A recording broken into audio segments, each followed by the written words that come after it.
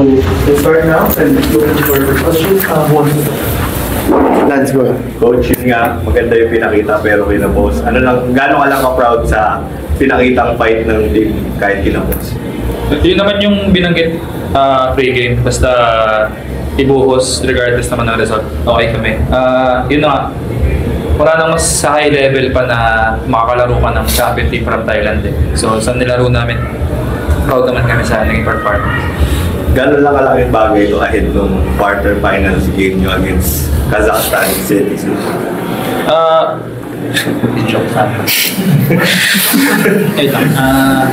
Pag-iisip siya ng sagot. Sila talaga yung yun nga, at least parang nakauna na kami ng isang hard game before dun sa alam namin talagang mas mahihirap pa.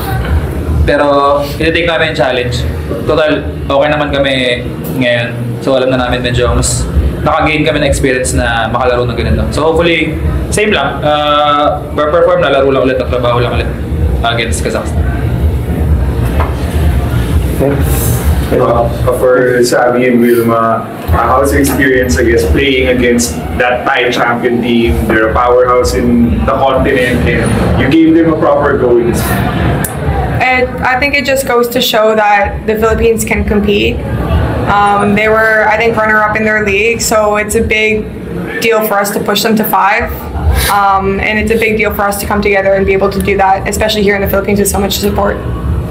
Yes, I think the Philippines have power in this competition. So to show and to push every time, I think it's a good way for more people in the world can see Philippines play like this. Yeah. And for Kiana, how big of a deal lang din siguro na kung yung personal recovery mo is continuously taking big steps lalo na here in an Asian tournament? Yeah, like what I mentioned, it's a good experience for everyone to be competing in this league. Makikita namin yung international teams talaga, and very happy with how we played na umabot ng 5 sets, and so for us parang kaya namin sumabay sa akin. Coach, nabanggit naman na regardless of the outcome, parang happy lang kayo to play against the champion team. Para ba sa PLDT, ano yung pinaka-goal nyo dito sa ADT? Like, do you just want to compete or talagang you want to go until the end?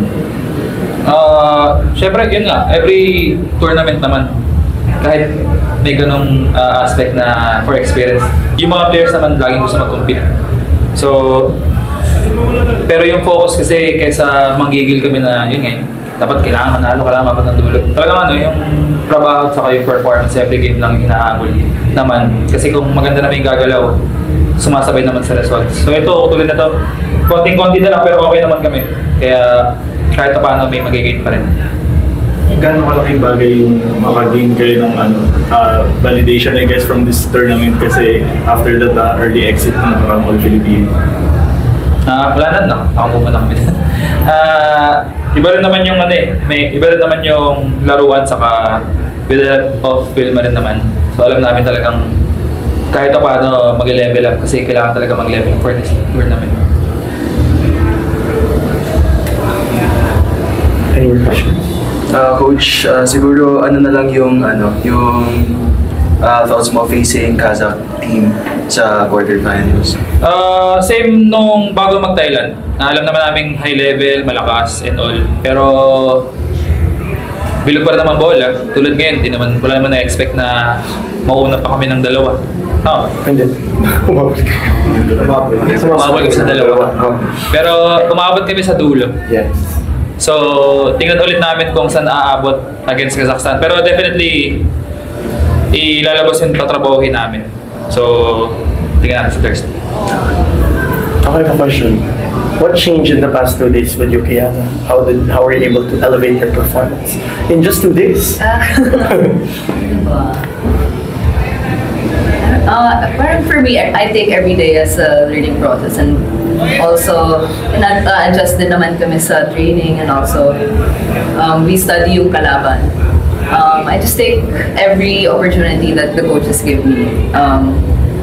So kung ano ibibigay sa akin, I'll give my all. And yun, I guess. Today was an estimate of that. You know, I just felt good today, especially ang ganda ng galaw namin, umabot kami. So, laban na nandun eh. True. Any more questions? Yeah, and just a quick follow-up.